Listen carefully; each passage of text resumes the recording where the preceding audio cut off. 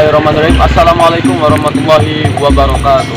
Hamdan syukranillah amma ba'du la haula wala quwata illa billah. Ya Fatah ya Alim, ya Fatah ya Alim, ya Fatah ya Alim. Bapak dosen yang saya hormati dan juga teman-teman BAT-A yang saya banggakan. Baiklah, di sini saya akan menyampaikan makalah saya yang mana untuk memenuhi tugas mata kuliah metodologi pembelajaran PAI, yang mana makalah saya ini yaitu yang berjudul pembelajaran Al-Quran dan Hadis. Baik, kita masuk ke dalam latar belakang.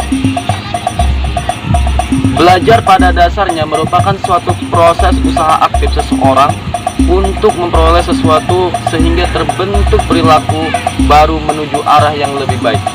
Kenyataannya, siswa seringkali tidak mampu mencapai tujuan belajarnya untuk tidak memperoleh perubahan tingkah laku sebagaimana yang diharapkan. Hal ini menunjukkan bahwa siswa mempunyai suatu kesulitan belajar dalam mencapai hasil belajar. Sementara itu, setiap siswa dalam mencapai suksesnya belajar mempunyai kemampuan yang berbeda-beda. Ada siswa yang mencapainya tanpa kesulitan, akan tetapi banyak siswa juga yang mengalami kesulitan sehingga menimbulkan masalah bagi perkembangan pribadinya. Terkait dengan masalah itu, tidak semua siswa mampu memecahkan sendiri. Seseorang mungkin tidak mampu mengetahui cara yang baik untuk memecahkan masalah itu sendiri. Belajar mengajar adalah suatu kegiatan yang bernilai edukatif. Nilai edukatif adalah mewarnai interaksi yang terjadi antara guru dan murid. Interaksi yang bernilai edukatif dikarenakan kegiatan belajar mengajar yang dilakukan, diarahkan untuk mencapai tujuan tertentu yang telah dirumuskan sebelum pelajaran dilakukan.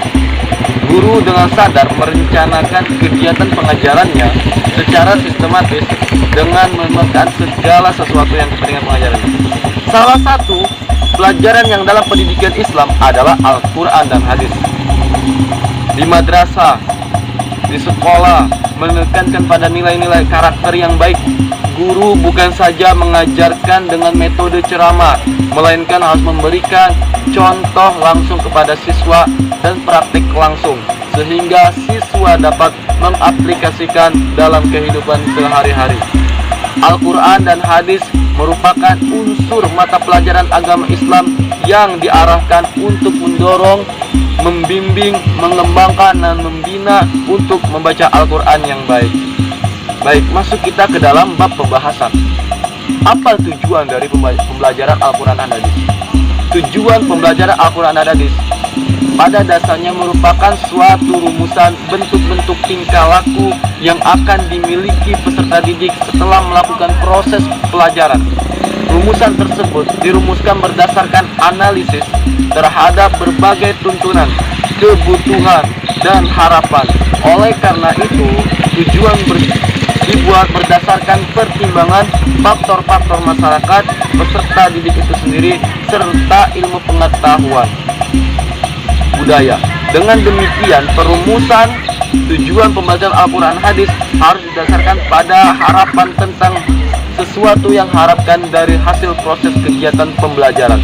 Perumusan tujuan pembelajaran Al-Quran Hadis merupakan panduan dalam materi pelajaran, menentukan strategi pelajaran, dan memilih alat-alat pembelajaran yang digunakan sebagai media pengajaran. Baik, kita masuk kepada pengertian metode pembelajaran Al-Quran Hadis. Metode berasal dari bahasa Yunani yaitu meta dan hodos.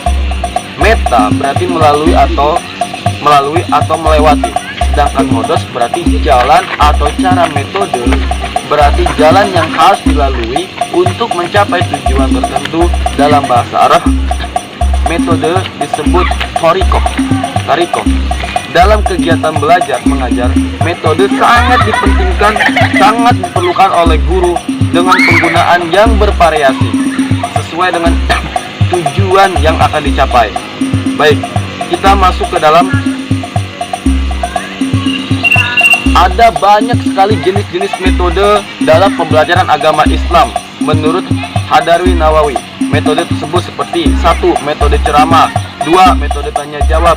Ketiga, metode diskusi. Keempat, metode latihan siap. Keempat, metode demonstrasi. Kelima, metode pemberian tugas dan resitasi. Metode karya wisata, metode karya kelompok, dan yang lain-lainnya.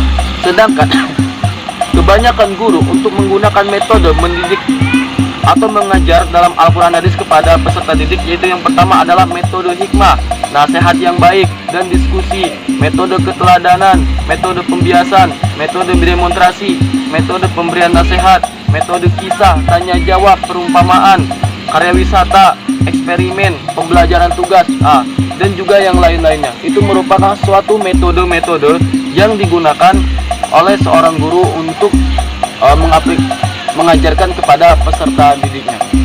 Mungkin aja ini yang dapat saya sampaikan. Kurang lebihnya saya mohon maaf. Pada Bapak dosen saya mohon maaf.